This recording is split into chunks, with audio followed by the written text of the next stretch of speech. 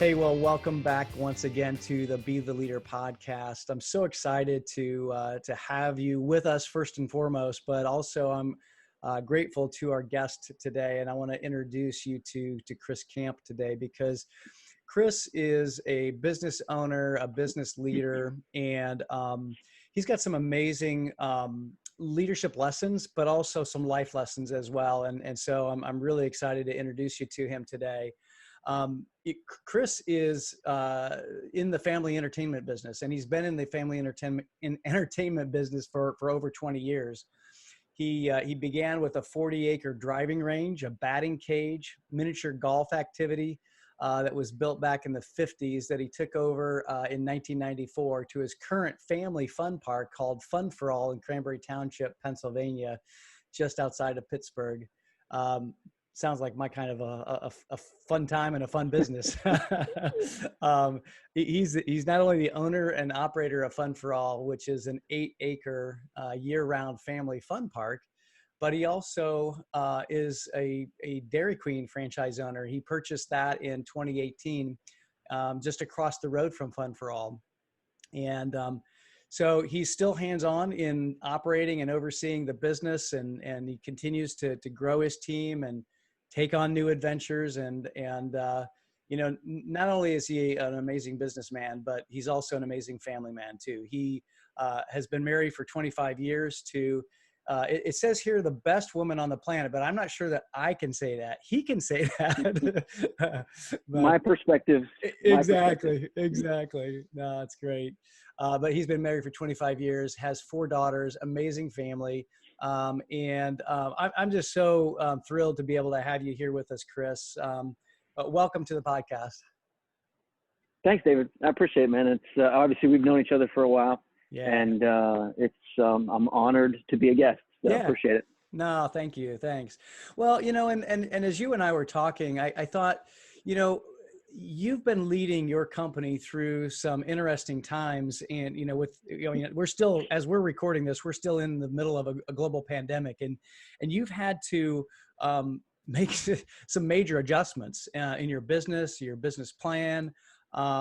But before we go there, why don't you take us back and talk to us a little bit about, like, what was it that led you to get into the family entertainment business, and where you started, like what got you into that? Sure. Yeah. It's, as most stories, not a direct path. I joke with people whenever I tell this, like, I don't think anybody wakes up and says, I want to run a family entertainment center someday. Right. But I worked so my dad was a great businessman. He owned 2 Giant Eagles and supermarkets. And I worked with him since I was like 13 years old. And I came to a point, in your early 20s when you think you know more than your parents. And I had that itch of, like, I want to get out on my own and do my own thing. And I was a big golfer at the time. I really enjoyed it and was starting to get pretty good at it. So there was a driving range that came up for sale, and connected with it was a miniature golf course and batting cages. And this place was built back in the 50s, and it looked like it was built back in the 50s. It was old. But I saw the challenge to, like, okay, we could really turn this into something. And I thought, okay, I can improve my golf game. Well, then I also found out, if you ever don't ever get into a business of something that you want to pursue as a side thing. I ended up spending more time cutting grass and taking care of the place than I did golfing. So sure. The golf career kind of went by the wayside. But when I was there, and this was birthed in me from seeing my dad and how he operated, I just enjoyed working with people. I enjoyed working with the public, and it's a fun business to be in. The people that are coming out are looking to have a good time. And so it was a fun atmosphere to be in. And then, I was outside all the time, and it had tons of challenges, but the majority of it was a good time. So started there. We grew that to, as much as we could. It was kind of in this back of Beaver County thing, and, it was a really farmland kind of area. And then I was still at the time working with my dad, and he had heard about Fun Fore All up in Cranberry Township becoming for sale. And it was on the corner of Route 19 in Cranberry Township. And the idea behind it was, it's like, hey, let's take this thing over. We'll run it for a year or two. Somebody's going to come along and offer us a boatload of money because it's great property, and we'll sell it and get out. Well, got here and took it. You know, we took over July 1st, year 2000. I had no idea about any of this stuff. I didn't know go-karts and any of this stuff. So in the middle of summer, took over. Meanwhile, you know, we were still running the other business. We had 3 kids under the age of 4. Life was nuts. It was insane. Yeah, sure. But same thing, got up here. The place was a disaster, but we saw all the potential in it. So really just a lot of blood, sweat, and tears. And the first couple years, my wife and I still look back at it and have no idea how we made it through and how we did it. During that time, not short after we took over, we became pregnant with our 4th daughter. So when we were really in the midst of everything, we had 4 kids under the age of 5 and running 2 businesses, not having any idea what I was doing. But again, at the end of the day, it was fun. There was, it was the challenge of trying to grow this thing and the challenge of trying to turn it into what I knew it could turn into.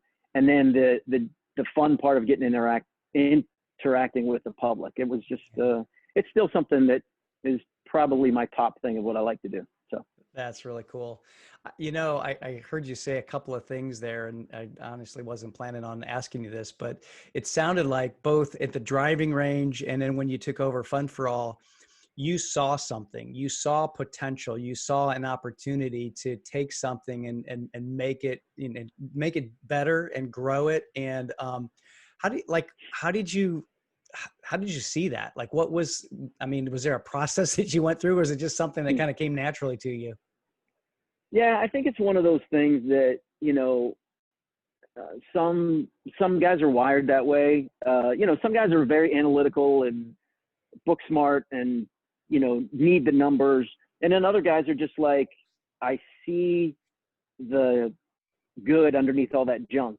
Mm-hmm. And I don't know, I think my dad was really driven that way. Like, he was very, if you want to call it entrepreneurial, you know, when you see something that could be better. Yeah. And I think working with him for as long as I did, it just kind of grew in me. Sure. And still to this day, like, I just look at that was one of the reasons with the Dairy Queen franchise. It's like, this is a diamond in the rough, and it just needs a lot of polishing, but it's got a lot of potential. So I think it's not something that I think you're born with, but I think it is something that you acquire over time, and you're either kind of hardwired that way and it comes easier to you, or it is something that you push yourself to get into. Right. Right. Well, I mean, even in the midst of that, I mean, I remember when you were in the process of buying the Dairy Queen. I mean, there was, you know, times when you were like going, should I, shouldn't I, should I, shouldn't I? I mean, it wasn't like, you know, I just know. I mean, it was a process, right? Right. Yeah. Yeah. There's no doubt. I mean, back in the early days, you know, even coming up here to take over Fun Fore All, there was not a lot of science behind it. It was, I mean, honestly, from the time that we found out it was for sale till the time we took over was about 4 months. So there was not a lot of due diligence done at all. And I paid for that. I'm sure. You know, you just look at numbers on a paper and be like, okay, yeah, it'll work. Now, you know, the more age you get behind you, I guess, you start to analyze things a little bit more. So the Dairy Queen was more of okay, we need to look really long and hard at these numbers, and is it going to work? And I think that comes with experience. Now, there's still something to that, you know, that raw faith, that raw grit of like, I don't care, let's just go. I know it's going to work. Yeah.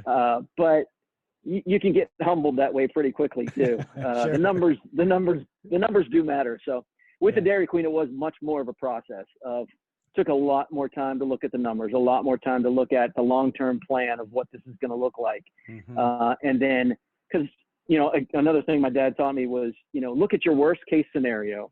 If you can survive your worst case scenario out of this thing, then just do it and see what happens. And I did. I went and looked at, you know, okay, worst case scenario for what we paid for the place, the thing goes belly up. The property value was just as much as what I bought it for, so I could turn around and just sell it, break even, and walk away. Yeah. So it's a little bit of that gut instinct, and then it's a little bit more of the, okay, let's let's look at the details and see if it makes sense. So a little combination of both. Sure, sure. Well, and it sounds too like your dad taught you that like you could figure it out. I mean, you're gonna like, I know it's gonna work, and I don't know how yet, but I'm gonna figure it out. So it sounds like some of that was born in him, and then it kind of transferred to you. Is that fair? For sure. I mean, my dad obviously was my hero, Yeah, of course. but the best piece of advice that he ever gave me was if you can learn to deal with people and you can learn to manage, work with different personalities, you can figure everything else out. It's all nuts and bolts. Right. Like you could figure out any business that you really want to, as long as you can deal with people. And I think that's been something that's just stuck with me. Like, I feel like I'm not trying to be arrogant in any way, but I feel like I could take on another business, another challenge, as long as I could understand the intricacies of the people in that business. I could figure out how do we make this widget? How do you do this? How do you do that? Yeah. That's just all nuts and bolts. It's really the interaction and the relationship with people.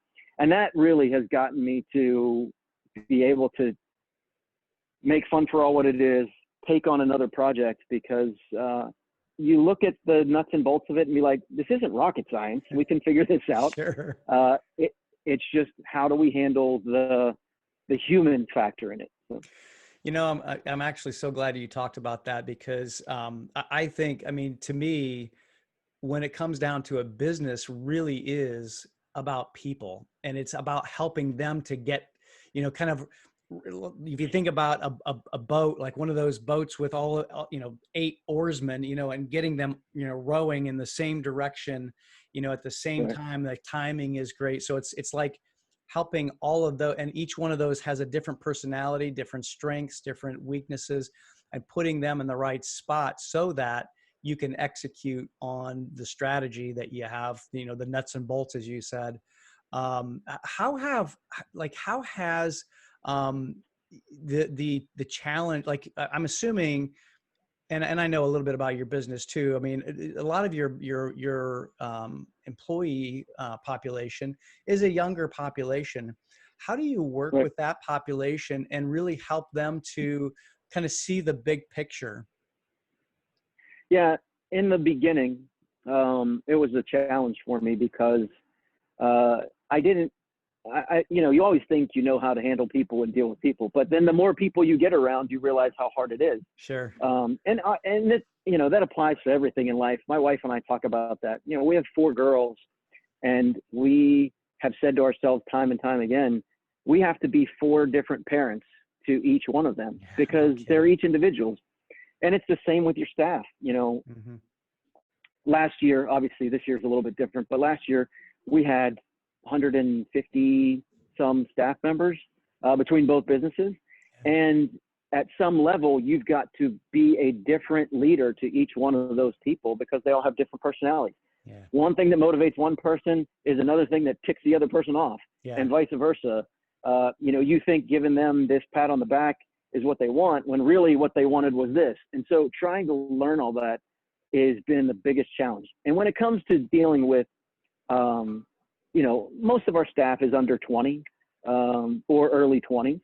And I love it. I really do. Especially, it was always the challenge of, we have new blood, and they've never been trained anywhere before. They don't know a lot of work bad habits. We get to teach them those things. Sure. And trust me, we've done it wrong a lot, and we've taught a lot of bad habits.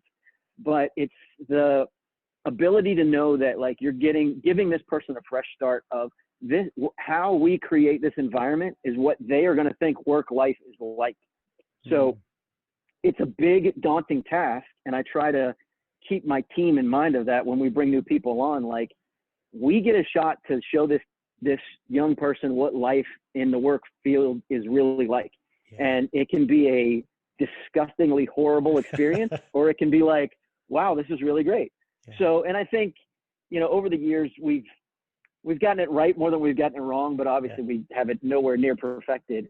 And it's something that continues to evolve. A teenager today or a 20-something today is light years different from what it was 15 years ago. Sure. And so what worked back then doesn't work now. The relational skills that we had back then don't work now. And it's continuing to evolve in the personality side of things.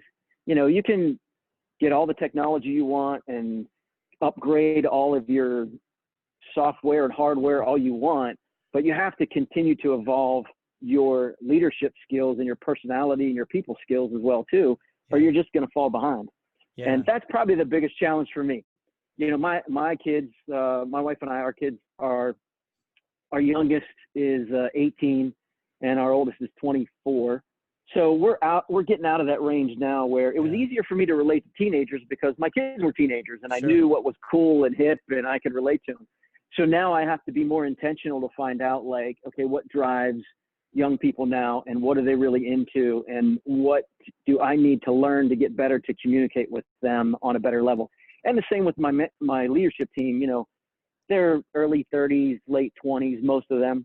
And it's the same thing. I have to be able to relate to what they're going through in their time of life, and trying to do all that at the same time is always a challenge, but it's a challenge that I enjoy. It's something that I feel like it keeps me young because I need to know what all the different age groups and how to relate to them and everything, but it's a never ending ongoing process for sure.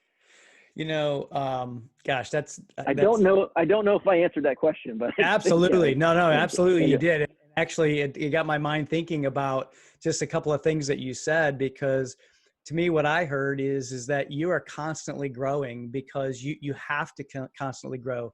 Nothing stays the same. We're always moving forward. We're always moving. I mean, let's face it, time marches on.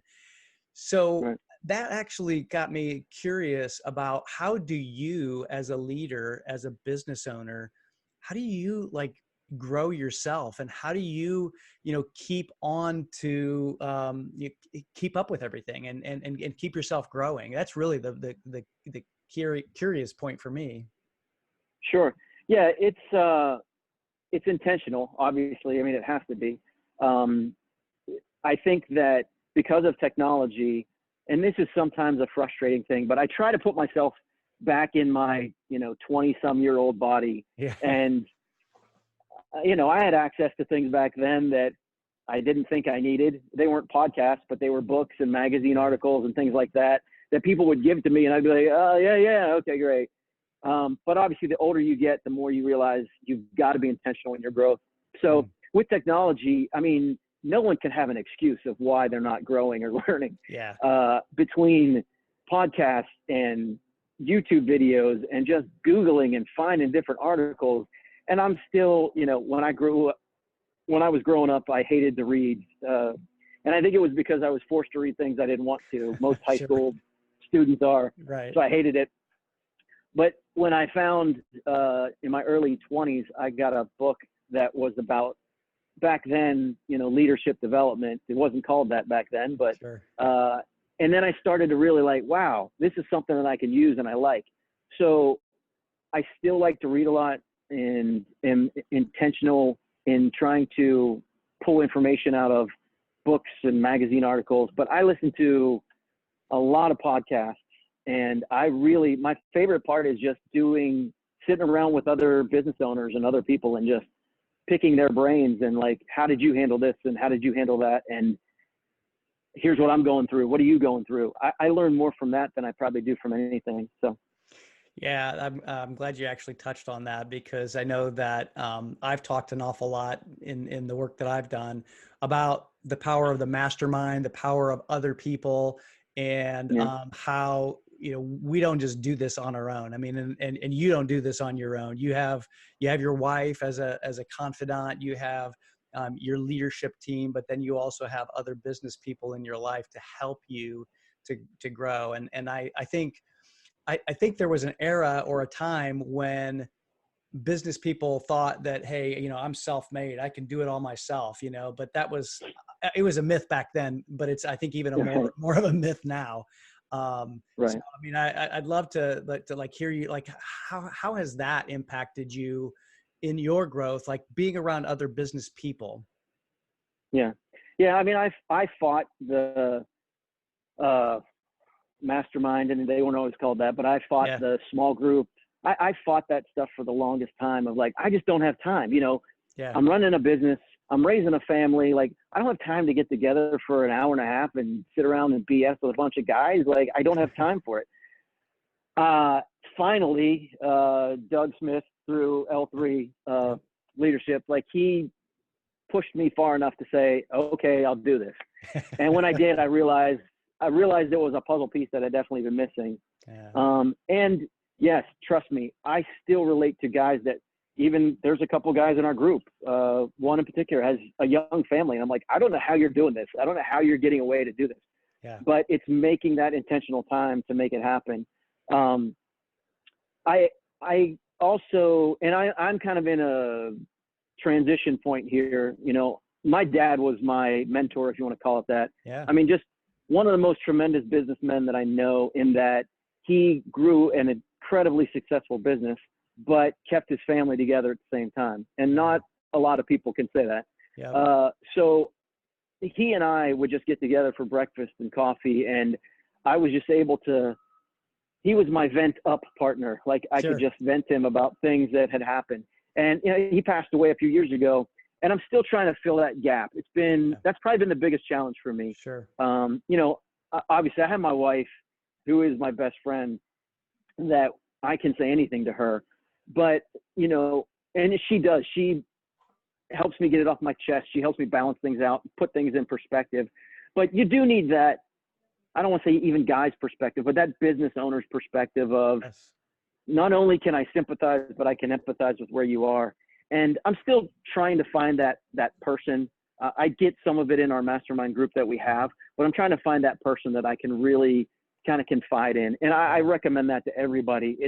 It's vitally important to have that relationship with someone that can not only help you, and my dad was great at helping me, but also kicking me in the butt. Like, right. Okay, quit whining about this. You know what you need to do. Just do it. Yeah. You need that kind of accountability partner that is there to listen, but also there to challenge and push you. So I recommend that for everybody, to, no matter what stage of life you're in. If you're a business owner, if you work in a factory, it doesn't matter. It's good to have that person to kind of lean on when you need it. So.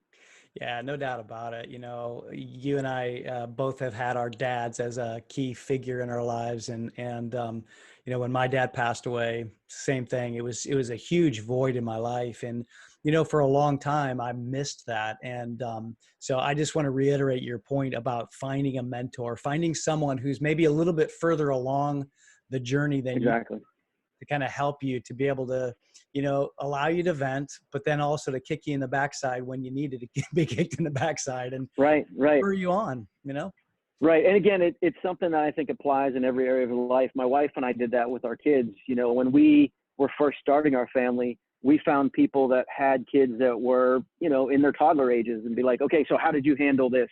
Yeah. And then when our kids became toddlers, we found people that had kids in middle school, and we just tried to find people that were a little further ahead of us and help us. And the same in business. I tried to, and obviously my dad was light years ahead of where he started, grew, and then sold successfully his businesses. So he had everything that I needed and had been through all those stages that I had been through. So in every area of your life, I think it's important to find somebody that's a little further ahead, a little higher up, and just not even want anything. You can try to give them something, but it's really a selfish relationship where you are honestly just like, I will take everything you can give me. Please help me. So it's very powerful for sure. Well, and I think that's an attitude too. It's an attitude of, hey, I want to learn. I want to be able to grow. And, and like you, I wanted to say too, that it doesn't necessarily always mean that somebody's older than you, because like you said, like in our group, we've got some younger guys than us that are in that group, and I learn from them all the time, almost every session we're in, I'm learning something from them. And I'm like, God, how did you learn that? I wished I learned that when I was your age. Yeah, for sure. Yeah. Age doesn't necessarily have a lot to do with it. It's experience, and it's different perspective. And that to me is the most valuable thing. Like, I only know what I know from my limited perspective. If I could get 3 other, 4 other, 5 other people's perspectives, it gives me another point of view. Whether Yeah. they're in the business community or not, it's Right. just give me some outside feedback of where I am right now and how do you see what I'm doing if you were in my shoes. And they might have no relevance to what the decision I'm making, but at least it gives me another point of view, another perspective. Yeah, for sure. Absolutely. Let's I want to go back to something we touched on, or I touched on at least at the beginning of our conversation, and that is just, we're in the middle of a pandemic. You have two companies, one of which is requires people to come, be on site. Well, actually, both of them do. But how has how has your thinking been? How have you led through this ambiguity of because I mean, nobody really knows what's going to happen next. Things change, you have to, one day you have to do one thing, next day you have to do another thing. How have you been leading through that? I'm curious just to kind of, get your perspective on that. Sure. I mean, like everybody else, I don't want to sit here and say, hey, we're in uncharted waters. And this is there are these words are now becoming trigger words for me. Like when I hear the word pandemic, when I hear the word uncharted waters, pivot, I start to get this little twitch of right.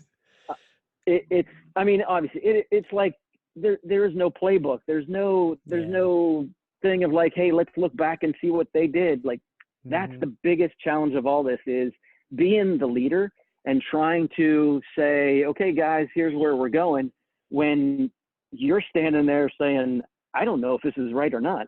Yeah.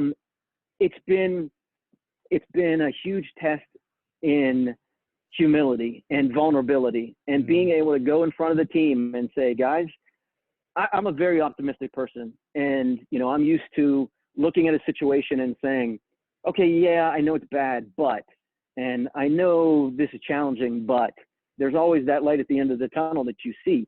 And the challenging part for this has been there is a very, very, very dim light way, way, way out there, but trying to encourage and strengthen the team when you yourself are feeling this burden of, I don't know what's going to happen. Yeah.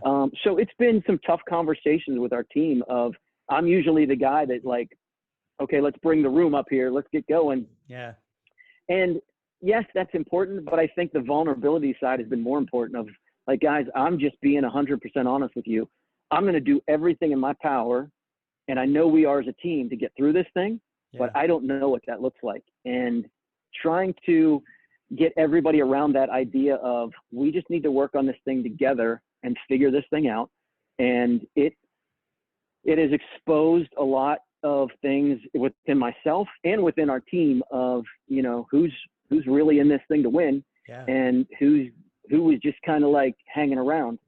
I'd love to sit and tell everybody like, here's the answer. Everybody's situation is so completely different. But one of the challenges I have is, Fun Fore All has been, we were shut down for 8 weeks. Like we have been struggling to get back to some form of normalcy, and it's been hard.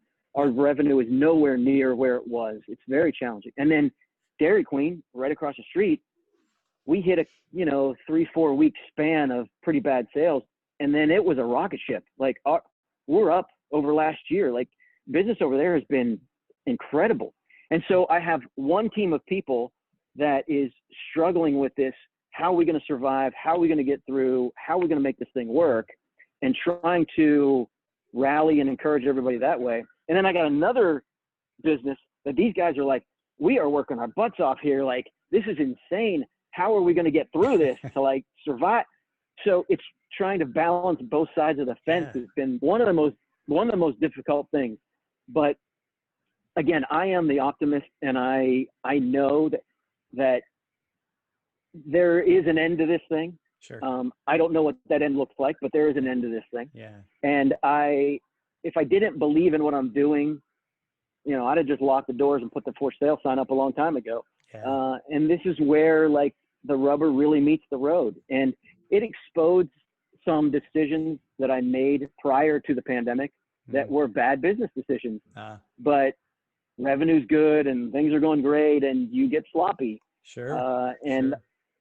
you hate to say that's a normal thing, but if you look at the history of businesses, that's a normal thing. Yeah. And it really exposed a lot of some of the basic business principles that I grew up on and grew businesses on. I walked away from because things were good. Yeah. And then you get slapped in the face, and it's like, okay, the basics are always the basics, and the basics are always going to work. And you have to go back to those basics and realize that no matter how good business is, you can't get away from those core values, from the basics that built the business. Yeah. And when you do, it can get ugly. You know, the famous Warren Buffett statement, when the tide goes out, you can tell who's skinny dipping. And it's kind of like, that's right. You see all these businesses now struggling so much. And again, some of that was not of their own doing, right? But some of the decisions leading up to what has happened were bad business decisions. And we're sitting in the middle of that. Like, if I hadn't have made some of the decisions that I made, we would be in a lot better cash flow situation, a lot better revenue situation. But it's how we learn and how we go through it. So I know now that I will never go back and do those things again. And, you know, it's just a kick in the head reminder. So it's, and again, the being in this transition period of not really having my mentor, my dad that I leaned on, having that person that I can vent to, having that person that I can be like, look, I get it, because you're taking in a lot of, you know, not just business things that people are dealing with, but personal things that people are dealing with. And it goes back to that relational issue. You know, I have people on my team that are all across the board of, you know, young families and older people and young kids. Like, how am I supposed to handle this? What am I supposed to do? And you're constantly feeding that out to people, when at the end of the day, you're just like, okay, now what am I supposed to do? How am I supposed to get through this thing? Right. And it's a challenge, but it's where you really feed on the help of others. And obviously, I mean, you know, I'm a person of faith, and I know that without my relationship with God, there's no way in the world I would be surviving this thing right now. Absolutely. And it pushes you back to those things that you built everything on, but kind of get away from when things get good. And then you get smacked around a little bit, and remember, you can't forget where you came from, and you can't forget what got you where you are. So it's kind of like those fundamentals. It's like in any sport, there are fundamentals to a game. There's fundamentals to baseball. There's fundamentals to golf. And when you get away from those fundamentals, you kind of pay the price, right? And in those fundamentals that really help us to be able to be consistent with our business. You know, one thing that I heard, and I know about you that is really cool, kind of going back to your people. Like you're really tapping into the creativity of your people. You talked about having, you know, on one side of the road, you had people that were like pulling their hair out, like, how are we going to, because I saw the lines around Dairy Queen. I mean, you know, people were lined up. It's like, you know, the quarantine blizzard. Exactly. Right. And, you know, so you had those people there, and you had to like tap into their creativity. Like, okay, how do we manage the flow? How do we manage this, you know, the abundance? And then on the other side of the street, you had like, how are we going to make, you know, payroll? How are we going to, you know, make this happen?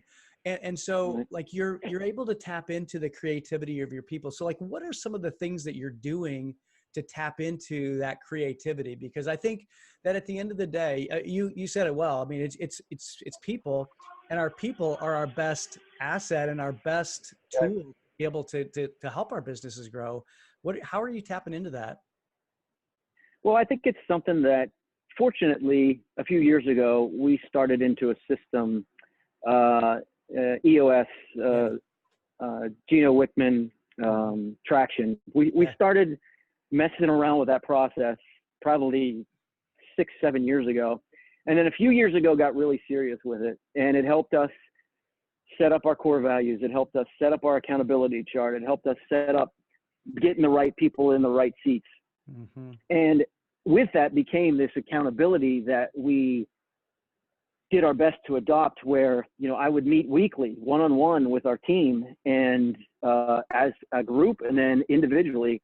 And I think that really helped us get a good groundwork and a good base for that trust that you need, of them knowing they could come to me with anything, me knowing I could go to them with anything. And it's not perfect by any stretch of the imagination. But I think we had that foundation already built.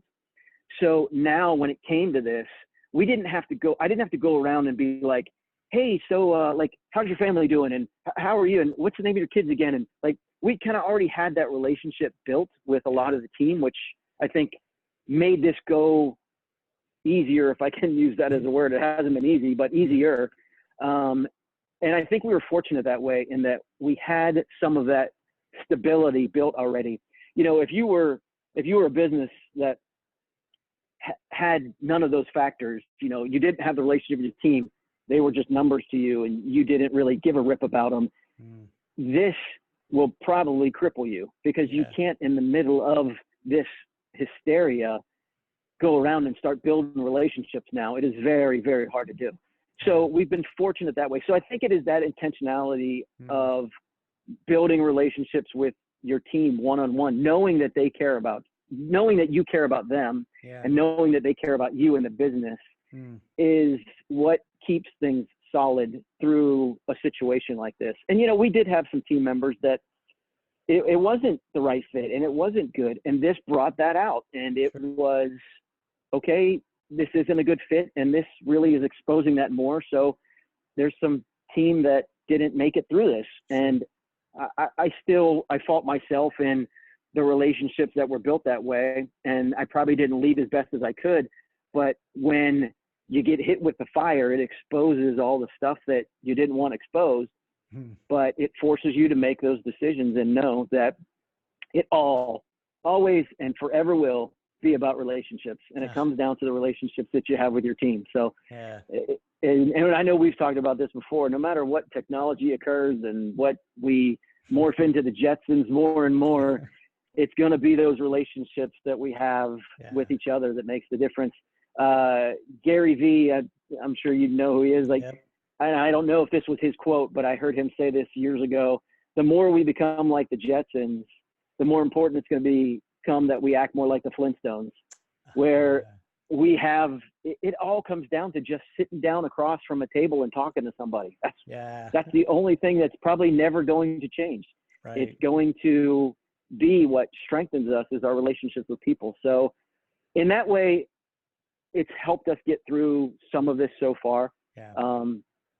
That the team knowing, and I got one guy that he and I have really grown in the last year, our relationship, and his trust in me and my trust in him. And I mean, he's come to me and like said things to me that a year ago he never would have said. And it's helped us both get through this process a little easier, because we spent the time, we're intentional, and sat around and just talked with each other. You can't put that number on a P&L. You can't show that on your balance sheet, but it is the most valuable thing that you can do, is building the relationships with your team, because that is what's going to get you that bottom line you're looking for. Oh man, you know, I couldn't have said it better myself. And I think that that is the epitome of being the leader. You know, I call this podcast the Be the Leader podcast. And man, Chris, you hit the nail on the head, and I so appreciate that. You know, as the folks that are listening, first of all, I hope that you'll kind of go back and write down some of these things, because the things that Chris is saying, I mean, these are real-time business leader principles that he's using and that he's been able to carry out. And so, you know, the old proverb of, you know, when's the best time to plant a tree? Well, of course it was 100 years ago, but the next best time is today. Right. And so I want to encourage you, as you're listening to this, to, if you aren't developing if you haven't developed relationships with your team and your people, start today. Schedule one-on-ones, have some time to ask, hey, how are you doing?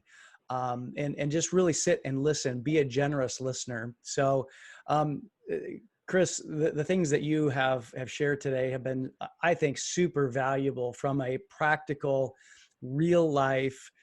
I'm running two companies, kind of an approach. And I love that. And I so appreciate that. If there's any like last thing that you would share with either another business owner, another business leader, or, you know, an emerging leader who is working on a team and is becoming that leader, what would you say? Like, what would be that one thing that you would just kind of give them some, you know, advice? if you were their mentor? Yeah, I think the one thing that I hate about podcasts and interviews that you see with people is, I feel like even I've done this. I paint this picture of like, yeah, we got it all together and this is what we do. The thing that I would encourage people is that you are going to screw it up. You're going to make the mistakes. You're going to hurt people. You're going to make bad business decisions. You're going to make bad relationship decisions.